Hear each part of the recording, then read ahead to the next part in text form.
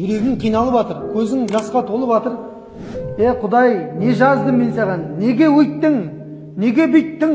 Неге олай? Неге бұлай деген нәрселер бұл тағдырға наразылық сөздері деп аталады. Сен өзіңнің берген тағдырыңа не болуың керексің? Разы болуың керексің. Алланың әрбір жіберген сынағын көркем түрде күтіп алып, көркем түрде сабырмен не істеу керек? Шығарып салуың керексің. Өмірдің барлығы бірдей қиын кезеңдерден, қайғылы сәттерден тұрмайды. Сол сияқты өмірдің барлығы бірдей қуанышты кезеңдерден тұрмайды. Бірде былай, бірде былай.